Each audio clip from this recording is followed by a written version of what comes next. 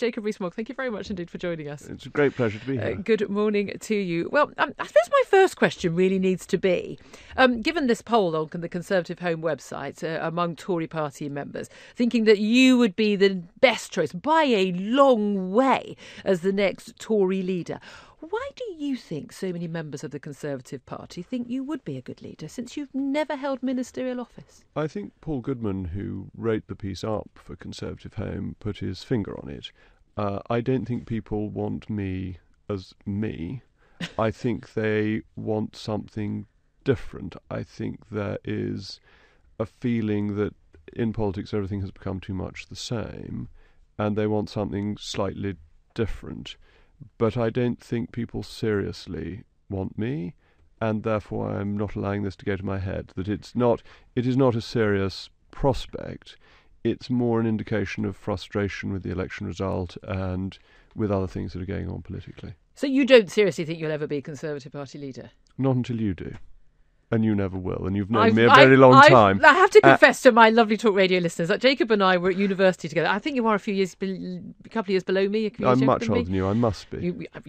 Well, dress-wise, yes. I've dressed as a 16-year-old. But no, my jeans and my jumper. But no, I have known you for a very long time, and I have to say, if someone had told me when I was at university with you that you'd one day be leader of the Tory party and Prime Minister, I would laugh probably as hard as I'm probably That's right. And I don't mean that rudely, but this is what I'm fascinated by. We've had such the criticism of Theresa May over her sort of being out of touch and wooden and robotic, and the criticism of David Cameron and Tony Blair for being PR men.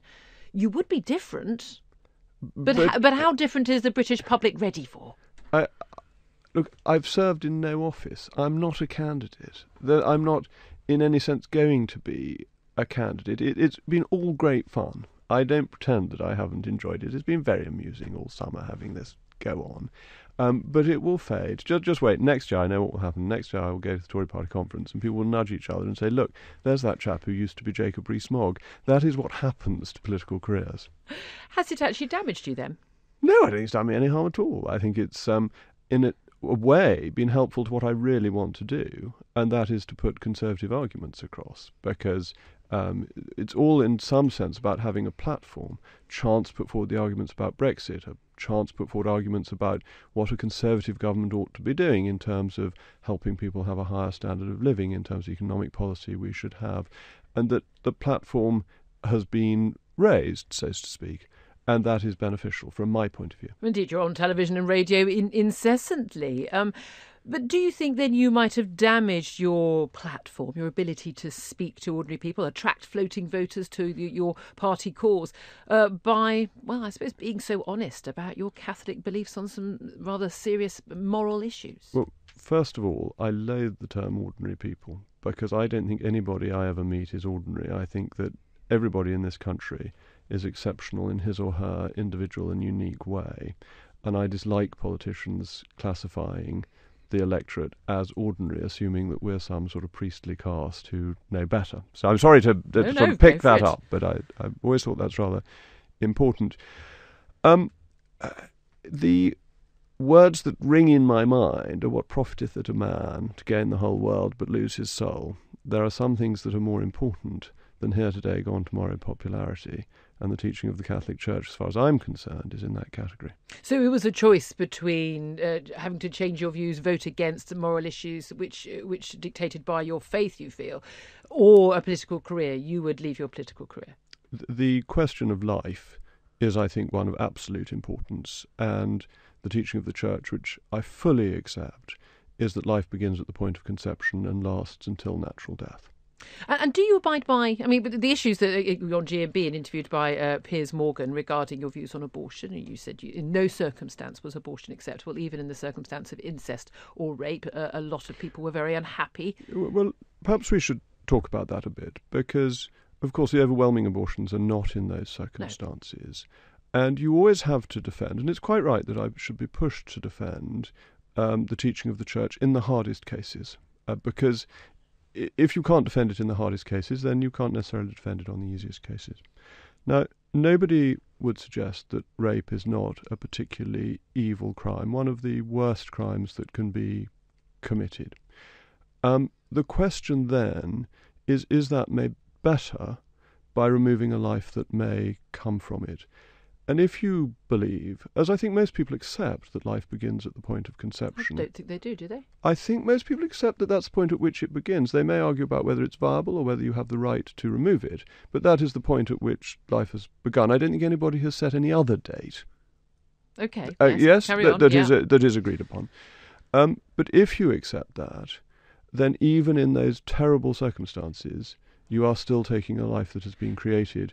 And is that the right thing to do? Does that remove the wickedness that led to it? Has not... Can I put this to you then? I'm an atheist. Mm-hmm. I don't believe there is a God. I had 4 miscarriages. Why did your God kill 4 of my babies? That's one of the great questions that Christianity and other religions has faced, the question of evil and the love of God. Why do bad things happen when there is an all-loving God? And the best answer, that is probably derives from Irenaeus of Lyons, is that the allowance of free will means that there is therefore evil in the world, because to have genuinely free will, people have to be free to choose evil as well as good. And that... But did my unborn babies chose evil? I don't understand. No, that is therefore... Your God, no, but you believe that life begins at conception, and we have no right to take the life of that baby. But your God took the life of my 4 babies that died. But there is evil in the world, and that is part of the human condition. And why is that? Well, because there is free will. I don't think you've answered the question. I think I've answered it as well as I can. Okay. That it is the great conundrum of Christianity. It is. Do you abide by every single teaching of the Catholic Church? Because you feel very strongly about, say, for instance, same-sex marriage and about abortion. But do you agree? Do you abide by every teaching of the Catholic Church? So, for instance, you didn't have sex before you married your wife. I mean, which ones do you stick by? And I do my best to eat fish on Fridays, but I don't always succeed. We are all sinners, so of course I don't perfectly follow the teaching of the Church. Okay. That is a worthy ambition, but it is none of us succeed. Do you have gay friends? I have friends of all types and views and so on. So certainly I've got friends who lead lifestyles that are different from me. If 2 male friends or 2 female friends of yours got married, would you refuse to attend their wedding because you don't believe in same-sex marriage? No, I wouldn't, because... You would attend? If I were invited, but it's yes, they may not want someone who thinks they're going to hell coming to their wedding. It's a possibility, But Jacob. I don't think they're going to hell. Aren't they?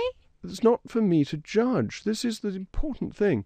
That but your church teaches that. But so many times... Your church teaches that. Hold on. So many times Christ says... Judge not that ye be not judged. Why do you take the mote out of your brother's eye when you leave the beam in your own?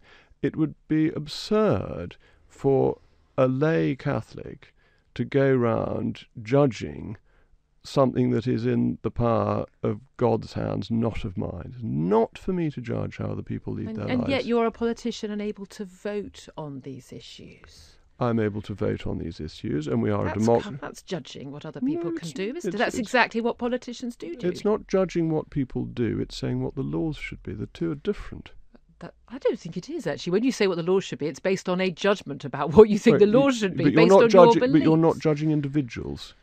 But individuals are affected by the law. Individuals are whether or not 2 men or 2 women who love each other can get married is affected by choices that people like you make as an MP. You are not judging the choices that they make in their lives. And I believe firmly that people should have as much freedom of choice as possible without damaging others. And we are a democracy, and the law is as it is. Well, I defended you when these comments emerged about abortion and gay marriage. I disagree with you very fundamentally on them. You may have gathered. But I do believe in 2 key things. One, freedom of speech. And that I'm very much also the view that our politicians should be honest. And I very much admire the fact that you said things that were probably very unpopular for a lot of voters, and that you were honest about your views. And then I want you to be able to express those views. But were you surprised by the reaction to you giving your giving honest answers to straight questions. I was surprised that people were surprised. I mean, I'm expressing what has been the teaching of the Catholic Church pretty consistently for the last 2,000 years. There's nothing very unusual. And the teaching of other major religions, including Islam. Indeed. I wasn't saying anything that anybody who knew what the Catholic Church teaches would be surprised by, and most commentators do. Nor anything that most people who know me would Catholic be MP surprised believes by. in Catholic views, yes. It doesn't normally seem very exciting. But I think there is a broader point that's worth making. And that is, and we see this with safe spaces in universities and all of this, there is, from the left, an attack on free speech. And I think we should be very worried about that, not in concern particularly of what I've said, but in other areas, and the feeling that you shouldn't say things because they may offend. Actually, you should say everything that doesn't incite violence if you want to and if you believe it, because then people can argue it and decide whether they agree or disagree, and you destroy the worst arguments as long as they are made. If they're not made, there's no opportunity to challenge them, to defeat them, and I think this pressure from the left is very undesirable. Tim Farron left the Liberal Democrat leadership because he felt that his faith sort of got in the way of his politics. His politics got in the way of his faith. To a certain extent, I feel hounded out of politics because of his views. Do you feel that we in this country, perhaps in the media, perhaps in social media particularly, treat people of the Christian faith rather more questioningly and rather more harshly than we treat people of other minority faiths in this country? So, for instance, have the same questions been asked of politicians who are Muslim?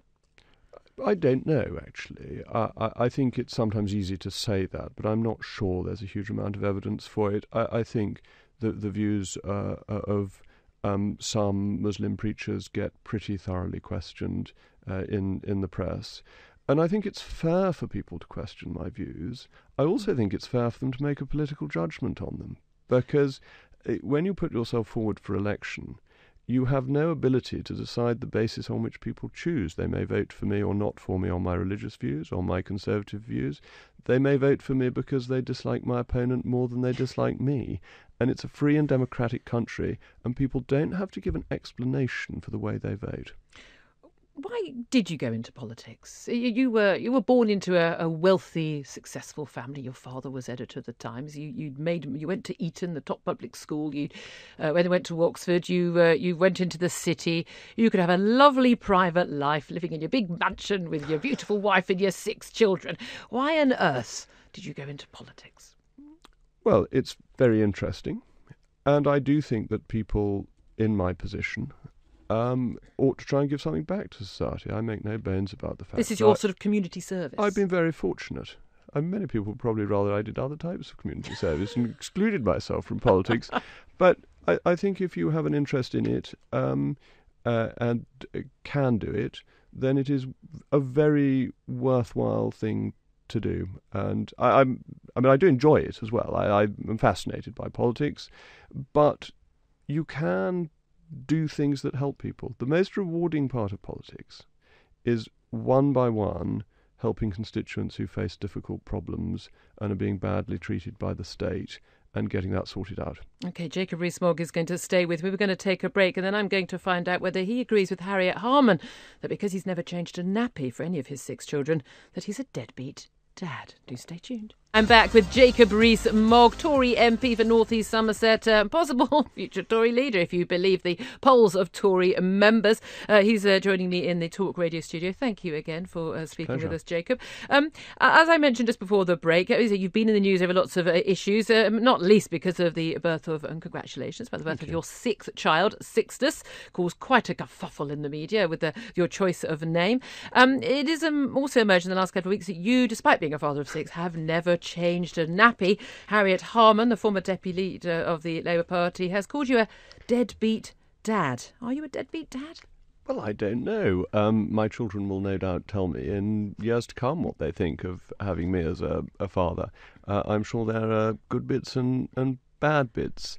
But I wouldn't expect Miss Harman particularly to approve of how the Rees Mogg family operates, that we do one thing, she does another. But I expect Miss Harman is a very good mother, as it happens. I wouldn't want to criticise her mothering skills because I don't really know anything about them. It would be an extraordinary thing, actually, if you did criticise her mothering skills, but it seems to be fair play for her to criticise your fathering skills. That is the world we live in, and I'm afraid it's all water off a duck's back. Why haven't you? I mean, you'd think by accident, with 6 children, at some point you might have been left in the room with a baby that needed a nappy change. I mean, just pure odds, really, at this point. Why have you not changed a nappy? Well, I don't think Nanny would approve. I think she would not feel that I was able to do it properly. You were raised by your nanny. I was. I can also remember at university your nanny arriving, giving with goodies and picnic basket hampers. Yes. Is she still? She's still going strong. Yes. So yes. your nanny is currently nanny to all 6 children. All 6 of your children. So she would never allow you to change a nappy. She would be shocked.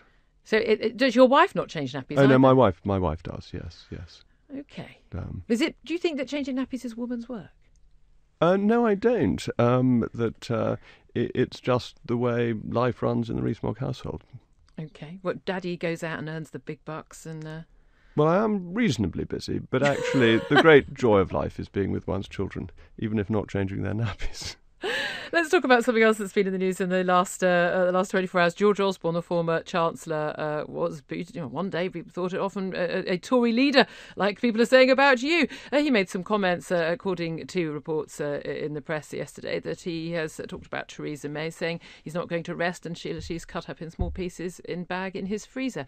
What do you make of his comments? I think it's very sad. I admired George Osborne as Chancellor. He did a lot of good things. He got the big issue on the deficit right. And he is an able and highly intelligent man who is descending into worse bitterness and bile than Ted Heath. And I wouldn't have thought any sensible politician would want to take on the Ted Heath role model of decades of bitterness. It's sad that he should be thinking like this, should be speaking like this. A man of his ability should be demeaning and disgracing himself with these sorts of comments, and I feel sorry for him. It must be a difficult time for him if he is reduced to saying these sorts of things. We say a difficult time. This is a man who's got, I think, 6 jobs, all of whom, in between them, are paying him telephone number salaries. He didn't get the top job of being Prime Minister or staying in government. Do you think he just thought that it was his job and Theresa May has stolen it from him and he had a sense of ownership, a sense of entitlement? Yes, I think that's probably a correct analysis from what people closer to him than I am have said. He assumed it would be his and was bitterly, bitterly disappointed when it didn't work out that way. You come from a similar sort of background to George Osborne and David Cameron. You've grown up with money. You've gone to top public school. Do you think it's difficult in this day and age, in Britain in particular, to be a public school boy? Certainly someone who lives in a 3-piece suit. And I have to say, I've never seen you in it. Genuinely, 3 years at university, never saw you wear anything but a suit.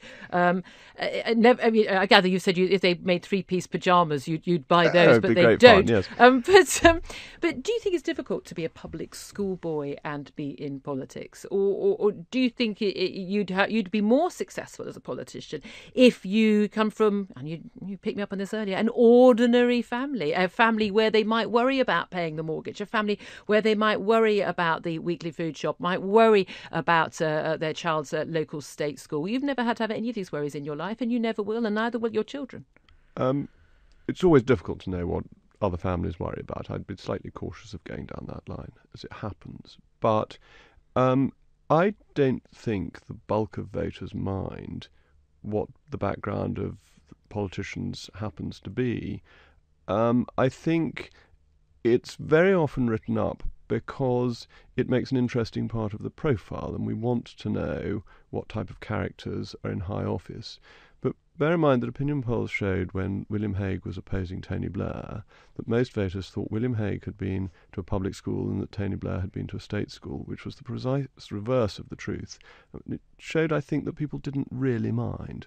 It's not really an issue for ordinary. I don't think so. And on Eton, I think this country should be so proud of Eton that it is one of the best schools not only in the country but in the world. People from all over the world want to send their sons to Eton. It is a British success, and we should boast about it rather than being so sort of cautious about Eton. Apart from the fact that it's a success and it's a school that people would desperately love to send their children to, but only if they've got, what is it, $35,000 a year spare net income? Eton probably gives more scholarships than almost any other public school. It's the foundation by Henry VI was for 70 poor scholars, and those scholarships still exist, and they've been fundraising for more scholarships recently. So, yes, of course, it's predominantly for people who can afford the fees, but it has a wide scholarship scheme for the academically gifted. Do you think then that it doesn't affect things like your ability to understand how other people's daily lives live? So, for instance, knowing what a pint of milk costs, knowing what a loaf of bread costs in your local supermarket. Have you ever had to worry about those things? I've always thought those questions are slightly bogus because they're going back to a 1970s time when the price of bread and the price of milk were set by the government, which they're not anymore, and therefore... Well, no, they're about knowing. I mean, if an MP and you get to vote on, for instance, things like tuition fee loans and tuition fees, interest rates and things like pay rises for public sector workers, how much they've got in their pockets does matter when they go to the supermarket. That's absolutely true, but prices vary so much more than they used to. That was all that I'm saying. That a pint of milk can be 45p, or it can be, if you want to get specially hand milk Jersey cow stuff, very expensive. So, and bread likewise. There are great varieties in bread prices. I've never thought that it is possible to lead other people's lives. So the best any of us can do is empathise and understand, and that is a frame of mind from yourself, not from others, and applies to everybody regardless of where they've come from. And again, to go back to what I was saying about quotes ordinary people, I think it's very condescending to pretend that you can understand how millions of people lead their lives. Millions of people don't lead their lives in one way. They all lead them in their own individual way. Well, you certainly live your life in an individual way. One thing on which you and I absolutely agree, though, is Brexit. I must finally end this interview with asking you what you think of our state of play in terms of Brexit negotiations, and in particular in the wake of the European Commission President Jean-Claude Juncker's State of the Union speech yesterday. Are we going to get a deal when we leave the EU? Well, first of all, I think Mr. Juncker's speech is extremely welcome because it proves why we want to leave and why it's so important that we leave. He'd have won a lot of votes for the Leave campaign if he'd made that a year or so ago. He would, and he kept quiet a year ago as far as he could. So I think that's very encouraging because it reinforces the view of the British people that leaving is right. I've always thought no deal is better than a bad deal, and the EU, I think, has finally realised that we don't owe them any money, and they'd better get their act together and offer us something sensible if they want to get any, because if they don't have our money, it's all got to be paid for by the Germans, and I'm not sure Mrs. Merkel's voters are keen on that. Do you think that our negotiating position is going well? Do you think Theresa May, David Davis et al., are they doing a good job? I think very much so. I was really pleased by what happened in late August, because suddenly they realised our position was much stronger than they had bargained for, which is why they were so angry at the end of that session. They thought we'd just roll over and have our tummies tickled, and they've suddenly discovered that the British bulldog doesn't behave like that. And if there is a reshuffle and a ministerial post is up for grabs, would you most want to be in the Brexit department? Well, when Mrs. May was asked this direct question, she giggled, so I don't think this is in the offing. Jacob Rees Moggs, Conservative MP, North East Somerset, possibly a future Tory leader. He's shaking his head, possibly not. Thank you very much indeed for talking to us here at Talk Radio.